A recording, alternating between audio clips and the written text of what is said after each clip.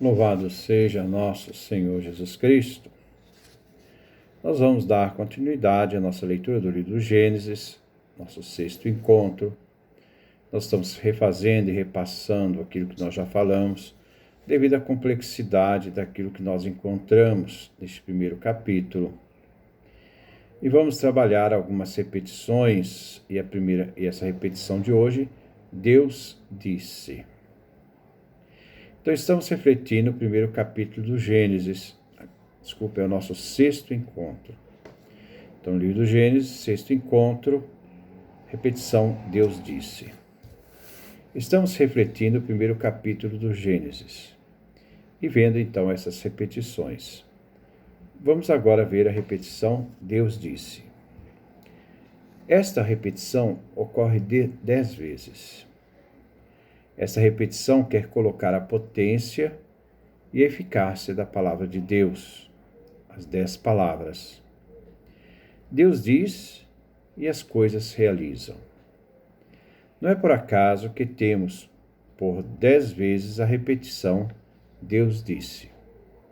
Isto é, as 10 palavras, que significam as 10 ordens, e diante da palavra que é dita, as coisas acontecem, realiza a ordenação, a questão da ordem das coisas.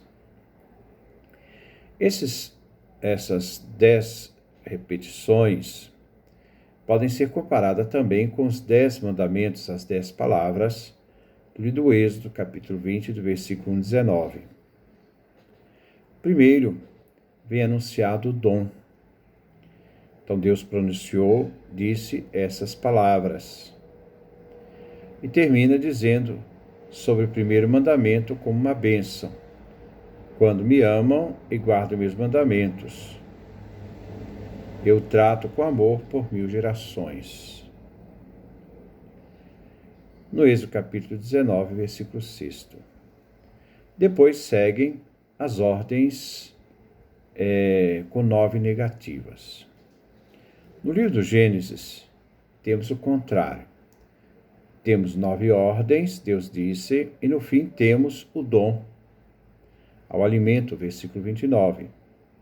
No Gênesis, as 10 ordens são positivas. Nos 10 mandamentos, uma é positiva e as outras todas são negativas. Versículo 3. Deus disse. Então, a primeira expressão, Deus disse. Versículo 3, é uma ordem positiva. Que exista a luz, e a luz começou a existir.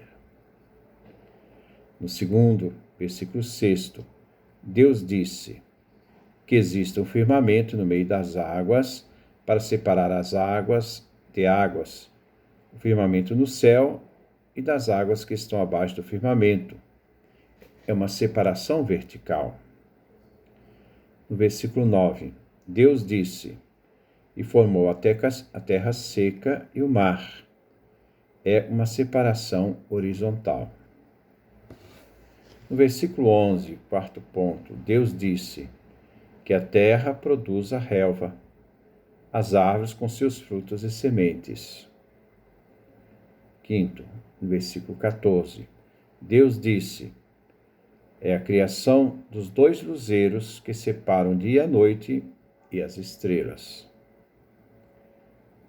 Sexto, versículo 20, Deus disse, e que, quando ele disse, criou os peixes e pássaros, com a bênção da fecundidade para que se multipliquem.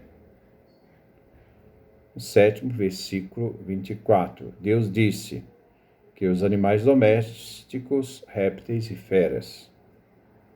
8, versículo 26, Deus disse, façamos o homem à nossa imagem e semelhança. Deus abençoou os homens para que sejam fecundos, multipliquem, dominem os animais, as aves e todos os seres vivos. 9. Deus disse, e Deus os abençoou e lhes disse, ao homem e à mulher, sejam fecundos e multipliquem.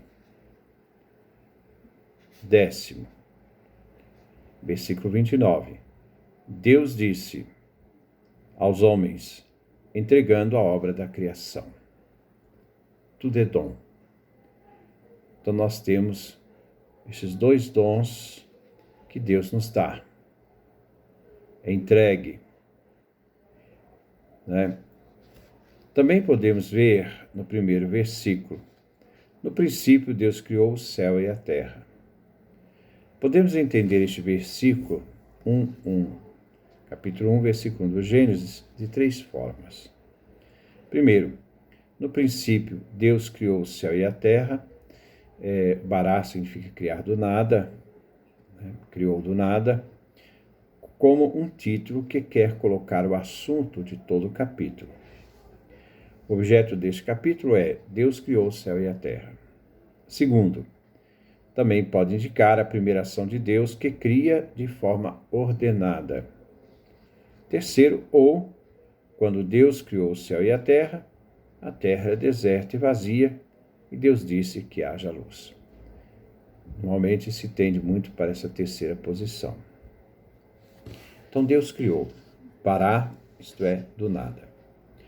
O autor quer descrever no capítulo um ato de salvação, a vitória sobre o caos. Outra repetição: e Deus viu que era bom. Se repete 7 vezes. Nessa expressão, Deus toma distância e vê que aquilo que foi criado, né, e vê que aquilo que ele fez é bom, no sentido de belo. Ele toma a distância e contempla a obra realizada. Então nós vemos no versículo 4, no primeiro momento: Deus viu que a luz era boa, tov, era bela, né, no sentido estético. Segundo, no versículo 10, e Deus viu que era bom separar a terra seca do mar.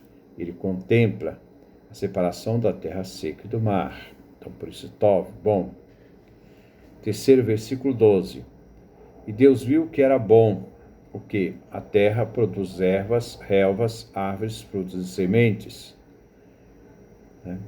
Deus viu, então, que era bom. Então, ele dá a distância e contempla a terra, as ervas, as relvas, aquilo que foi criado. Quarto, versículo 18. Deus viu que era bom, é a criação dos luzeiros que governam o dia e a noite e as estrelas. Então ele cria, toma uma distância, contempla e vê que é belo aquilo que ele criou. No quinto, versículo 21, a criação dos peixes e das aves. Deus viu que era bom. Então ele cria e depois toma um ato de contemplação, olha aquilo que foi criado, os peixes e as aves, e vê que aquilo era belo. É uma questão muito da estética da criação. 8, versículo 25. E Deus viu que era bom a criação das feras, animais domésticos e répteis. Então ele cria, toma uma certa distância, contempla e vê que era belo aquilo que foi criado. E sétimo, versículo 31. E Deus viu tudo que havia feito e tudo que era muito bom. Javé contempla toda a obra da criação. Deus cria tudo do nada e a tudo ordena. A ordem da criação não é um caos, mas é uma ordem, contrária a todas as outras perspectivas de outras culturas que veem na obra da criação, a criação, né, do caos, a partir do caos. É uma ordem para os judeus. A criação é o início. Ela não é perfeita, ela não é terminada. Deus pede ao homem, aos astros e toda a criação que colabore para que continuem a crescer e continuem a viver. Nisso nós podemos ver uma espécie de quinta observação. A narrativa do quarto dia, que nós encontramos no capítulo 1, no versículo 14 a versículo 19, dedicado à criação do sol e da lua e estrelas, é aquele que ocupa um espaço maior. Se bem que ele não diz sol e lua, Depois nós vamos ver por quê. São os versículos mais longos. Na Mesopotâmia, as estrelas, a lua e o sol existiam. Não foram criados por Marduk, que é o rei da Mesopotâmia, que é o deus da Mesopotâmia. Duas coisas sobressaem aqui. Lembre que esse texto foi escrito lá no exílio da Babilônia, então ele tem esse confronto da criação divina diante da criação e da cosmologia, da criação da existência do cosmos, visto a partir da Mesopotâmia, que é uma realidade do caos. Duas coisas sobressaem aqui. Primeiramente, o autor jamais usa o termo sol e lua, mas fala de luz grande e luz pequena. A vontade de não usar estes termos é uma vontade do escritor sagrado de distanciar daqueles que adoravam o sol, a lua, que nas outras cosmogonias, na visão das outras culturas, vinham adorados pelos povos vizinhos como divindades. Assim, para o autor, o sol e lua são relógios. Por isso é que nós devemos sempre ver, que o luminar maior e o luminar menor, a função deles no livro do Gênesis é justamente para poder dar o sentido de que eles formam, dentro da ordem da criação, como relógios. E a função deles é marcar as estações. São criaturas como todas as outras criaturas, não são deuses, são criaturas criadas. E Deus as criou. É por essa razão que não se usa o termo sol e lua e estrelas. Só recordam que regulam o tempo. Recorda significa, são termos litúrgicos. Isto é, o luminar maior, o luminar menor preparam as festas do ano. O sol e a lua, então, dão o ritmo das festas do ano. A tradição hebraica, que passou também à tradição cristã.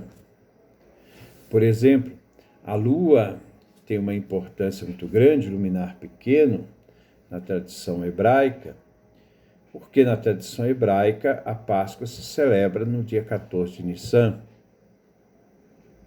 que é o princípio da primavera. Já no nosso calendário, 14 de Nissan cai na quarta lua cheia do ano.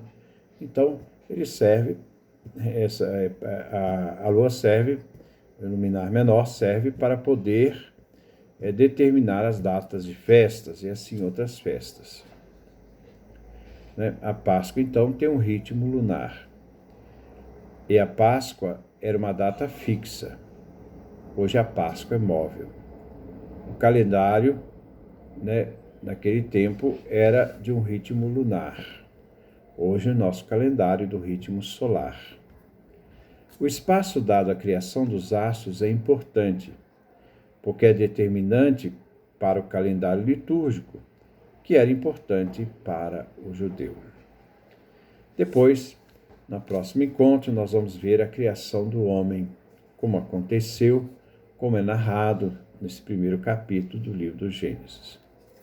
Que Deus nos dê a sua graça, a sua bênção, a sua face resplandeça sobre nós.